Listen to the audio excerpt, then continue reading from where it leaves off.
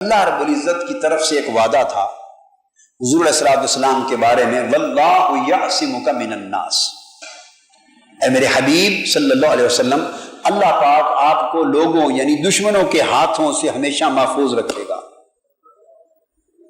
یہ حضور علیہ السلام کے خصائص میں سے تھا، آقا علیہ السلام کے، یہ حضور علیہ السلام کے سوا یہ خصوصیت نہ کسی اور پیغمبر کو دی گئی اور نہ کسی صحابی کو اور نہ امت کے کسی اور فرد کو۔ جیسے قرآن مجید کی فضیلت دی گئی نا، انا نحن نزلنا الذکر وانا لہ لحافظون، اس قرآن کو ہم نے نازل کیا اور ہم ہی اس کی حفاظت کریں گے۔ اب اس کی حفاظت کی یہ گارنٹی اور ضمانت، یہ رتبہ کسی اور کتاب کو نہیں ملا۔ اسی طرح حضور علیہ السلام کی جسم اقدس اور آپ کی حیات ظاہری کی حفاظت کی ضمانت، جیسے قرآن کی حفاظت کی ضمانت اللہ نے اپنے اوپر لی، ایسے آپ کی حیات ظاہری کی دشمنوں کے ہاتھوں محفوظ رہنے کی ضمانت بھی اللہ پاک نے خود اپنے ذات سے دی۔ واللہ یعصمک من الناس، میرے حبیب اس کائنات انسانی کا کوئی فرد اپنے ہاتھ سے آپ کی موت کا باعث نہیں ہو سکتا، آپ کو موت کے گھاٹ معاذ اللہ نہیں اتار سکتا۔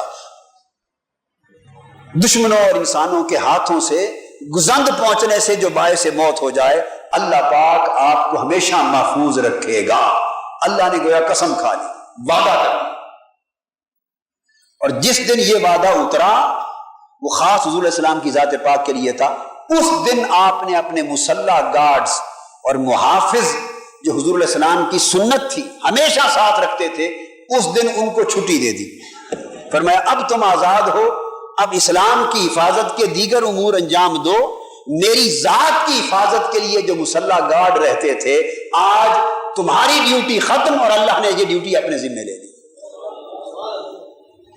اب اللہ پاک میرا گارڈ ہو گیا ہے، کیا؟ اللہ پاک میرا گارڈ ہو گیا ہے،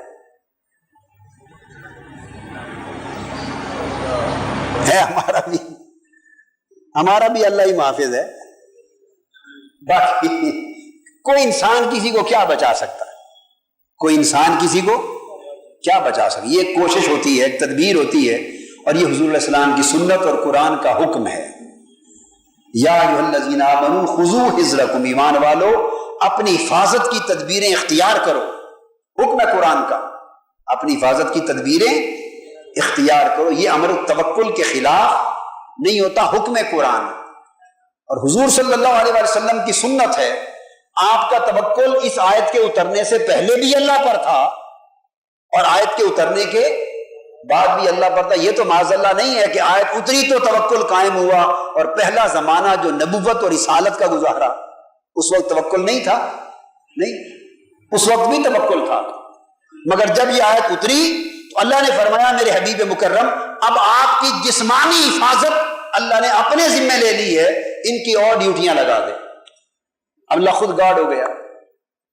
تو اس سے قبل حضور علیہ السلام ہمیشہ صحابہ کرام میں سے محافظ گارڈ رکھتے تھے، اور آپ کے دروازے پر بھی محافظ گارڈ پہرہ دار رہتا تھا۔ جنگوں میں، سفر میں، حضر میں، رات سوتے جاگتے جہاں جاتے آپ کے خیموں کے باہر صحابہ کرام میں سے محافظ گارڈ اسلحہ یعنی تلوار لے کر آپ کی ہمیشہ حفاظت کا پہرہ دیتے تھے۔ یہ سنت رسول صلی اللہ علیہ وسلم، اور یہ جو پہرا ہے گارڈ کا صدیقنا علی شیر خدا نے بھی دیا ہے، سیدنا صدیق اکبر نے بھی دیا ہے، خلفائے راشدین نے بھی دیا، اور کئی اور نے۔ 14 سے زائد مختلف گارڈ تھے حضور صلی اللہ علیہ وسلم کے مختلف وقتوں میں، حتیٰ کہ آپ کی جالی مبارک کی اگر آپ جا دیکھیں، ریاض الجنہ میں اگر آپ جائیں تو جالی مبارک میں بھی کچھ ستون ہیں، مختلف ستون ہیں ریاض الجنہ میں جو لگے ہوئے، ان میں ایک ستون ہے اسطوانۃ الحرس، اسطوانۃ الحرس۔ حرس گارڈ کو کہتے ہیں، فوجی محافظ کو کہتے ہیں۔ کس کو کہتے ہیں؟ محافظ کو کہتے ہیں۔ وہ ستون اس وجہ سے قائم ہے کہ وہ جگہ ہے جہاں حضور علیہ السلام جب در دولت میں ہوتے تو اس جگہ ایک صحابی مسلح ہو کر بطور گارڈ کھڑے ہو کے پہرا دیتا تھا۔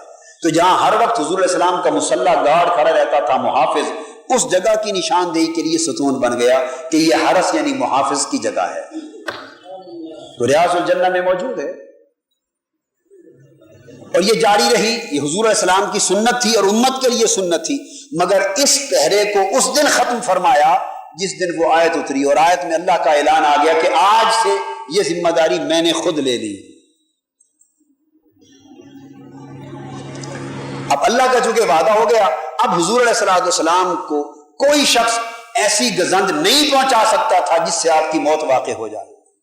گویا ضمانت ہو گئی کہ آپ کی وصال جب بھی ہوگا اور وفات جب بھی ہوگی وہ تبھی موت کی شکل میں ہوگی، کسی دشمن کے حملے اور وار کے نتیجے میں آپ وصال نہیں فرمائیں گے۔ واللہ یعصمک من الناس، یاد رکھیں یہ آیت آ گئی۔ سب سے پہلے نئی ویڈیوز کو حاصل کرنے کے لیے شیخ الاسلام ڈاکٹر محمد طاہر القادری کے آفیشیل یوٹیوب چینل کو سبسکرائب کریں اور بیل آئیکن کلک کریں۔